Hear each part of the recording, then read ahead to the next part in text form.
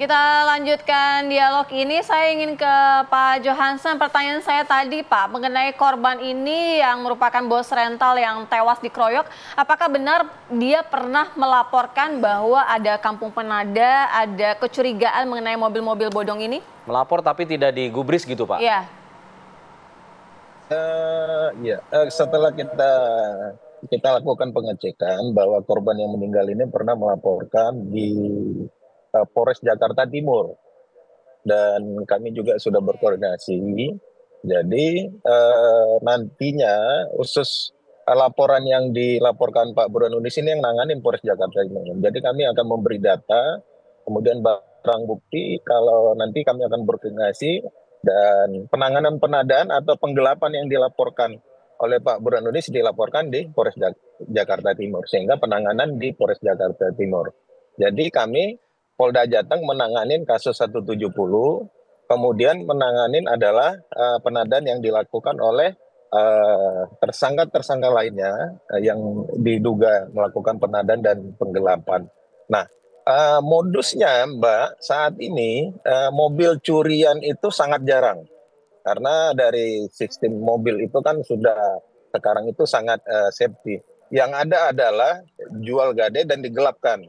Kemudian kredit macet, kemudian dijual kembali dan dipakai oleh orang lain. Nah ini yang karena banyak yang menawarkan harga miring, kemudian di media sosial, di Facebook, di segala macam.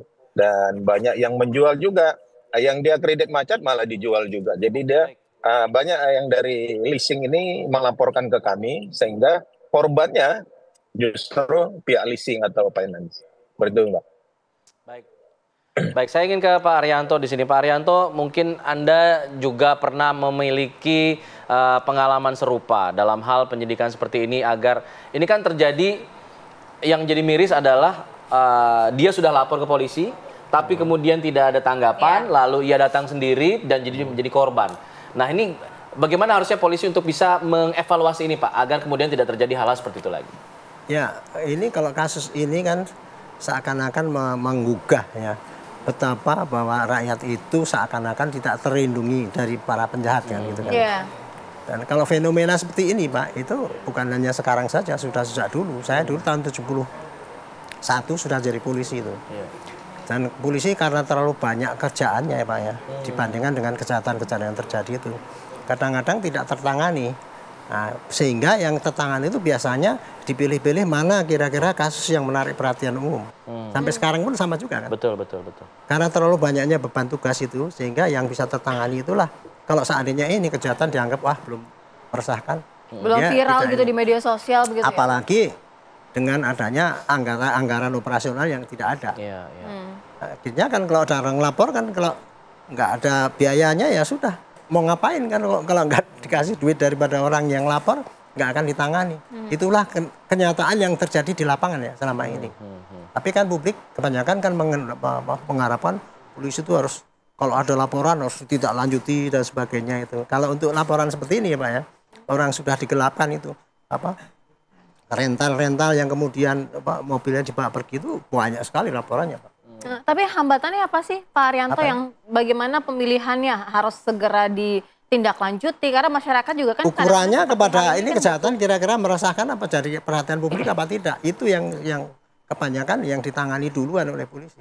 Kalau perkara-perkara yang biasa ya tidak menimbulkan keresahan ya tidak ditangani, nggak tertangani lah gitu, karena memang tenaganya tidak cukup untuk menangani semua kasus yang terjadi. Pak Thomas, kalau kita lihat kasus ini, tadi berkaca dari apa yang dikatakan oleh Pak Arianto ya, ini kan kasusnya ya dianggap tidak begitu meresahkan untuk banyak orang, sehingga jadi dipilih-pilih. Nah ini apakah ini menjadi salah satu faktor membuat para pelaku ini jadi bebas gitu? Begitu banyak laporan tapi kemudian tidak ditindaklanjuti ya, jadi aman, dia merasa aman, atau merasa apa yang membuat orang-orang yang berada di Sukolilo ini merasa ia seperti kebal hukum gitu? Diambil mobilnya, mau diambil mobilnya malah ia yang mengeroyok gitu. Ya begini, kita harus melihat bahwa masyarakat kita itu selalu berkembang ya di dunia. Itu karena kemajuan teknologi ya, komunikasi, informasi ya. kejahatan memang dari dulu sudah ada, tadi dikatakan Pak Arianto. Dulu tuh nggak ada kejahatan terkait kendaraan bermotor ya.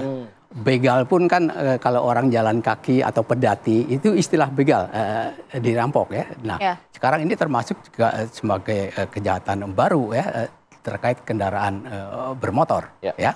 Dan ini salah satu kejahatan yang terorganisasi ya, sistematis ya. Itu ada jaringannya ya. Mungkin kan nanti terkait dengan perubahan STNK ya dan sebagainya. Nah ini Pak Arianto lebih tahu barangkali kenapa STNK sudah terjadi ya. Nah sementara itu sekarang komunikasi terbuka ya. Di mana-mana kita seakan-akan liar, apapun bisa terjadi ya. Masyarakat kita menjadi yang disebut keadaan anomi ya. Anomi itu artinya mana sih yang salah dan yang benar ya. Kita lihat ya, kalau yang kita bicarakan adalah masyarakat kecil. Baik. Tapi sekarang polisi, politisi, dan yang lain ya, dosen, guru itu juga melakukan pelanggaran hukum. Bahkan kekerasan ya. Nah, sekarang ini masyarakat kita ya ada semacam marah ya, kemarahan yang tidak tersalurkan. Kenapa sih kejahatan sekarang kita berkembang banyak dan bukan hanya yang pencopetan. Masif banget. Kalau kita masuk di penjara, sekarang bukan hanya pencopet, tapi di situ ada polisi, ada jaksa, ada hakim, ada dosen, dan itu semua ada profesor, ada di situ semua. Nah ini menggambarkan bahwa kejahatan itu bisa terjadi pada setiap orang. Ya. Nah kembali kepada tadi ada tempat-tempat tertentu yang menjadi penadah ya.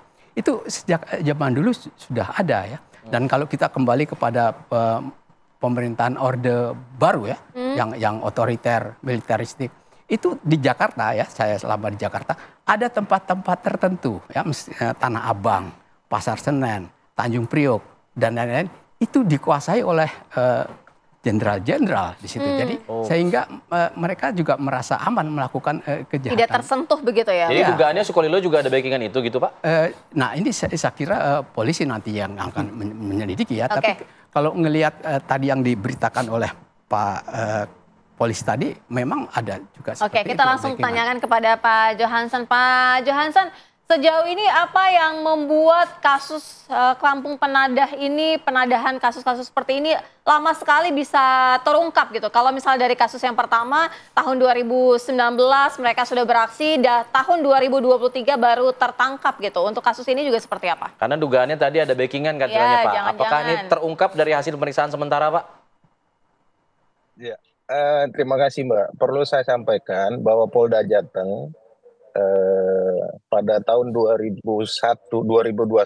telah melakukan pengungkapan kasus pendanaan mobil dan sepeda motor yang akan dikirim ke Timur Leste. Itu sebanyak ratusan beberapa kontainer itu, 3 kontainer yang gudangnya ada di Pati pada saat itu. Gudangnya pengumpulan ada di Pati, kemudian pada saat mau dikirim ke Pelabuhan Tanjung Mas, kita melakukan pengungkapan pada tahun 2021. Kemudian tahun 2023, modus yang sama juga terjadi, tetapi gudangnya ada di Jogja. Tetapi pengiriman itu ke Timur Leste melalui Pelabuhan Tanjung Mas, kita temukan ada 3 kontainer. Yang di dalamnya adalah sepeda motor, yang diduga baru 3 bulan, 4 bulan, dan berbagai jenis mobil, sesuai pesanan dari Timur Leste. Jadi ada mafianya yang ada di sana, sesuai requestnya mereka minta apa. Nah itu ada mafia yang ada di Indonesia.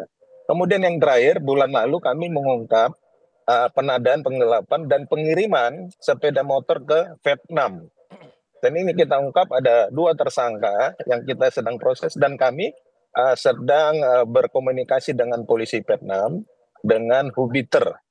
Difasilitasi dengan Ubiter untuk pembicaraan ini. Jadi ada negara ya pengiriman penadaan mobil ini untuk dikumpulkan wilayah Pati, Jepara, kemudian dikirim ke Timur Leste, kemudian dikirim di Vietnam yang sudah kami ungkap. Jadi kami Polda Jateng bukan baru sekarang karena peristiwa ini kami bergerak, tetapi kemarin kami sudah melakukan hal yang sama dan kami sudah expose. Dan ini banyak dari masyarakat maupun pihak leasing datang ke kantor kami dan sudah kami kembalikan. Dan kami sampaikan nanti pada proses peradilan silakan dihadirkan barang bukti tersebut sehingga mereka melakukan pinjam pakai.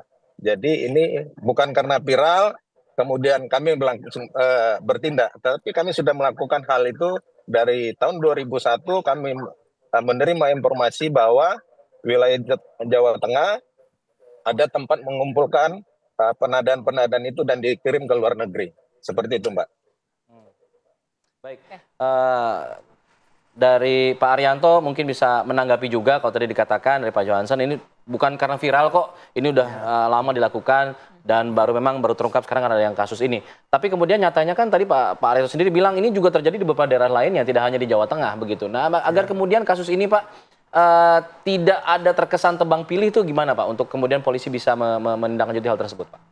Tidak ya, fenomena kesehatan itu saya kayak ke gunung es ya.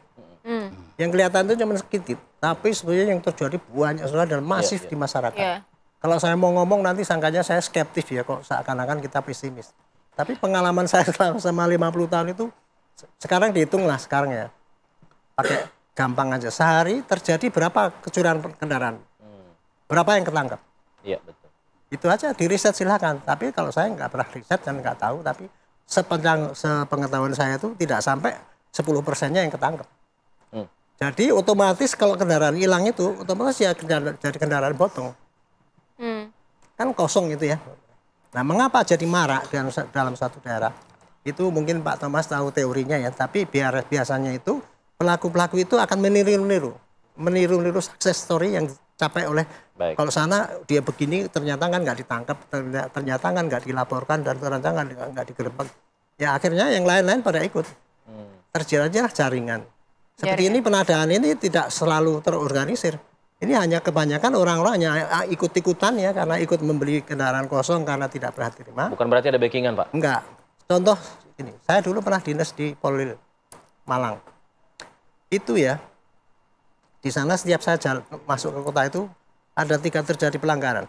Kalau nggak melawan arus, nggak pakai helm, boncengan 3. Segitu parahnya.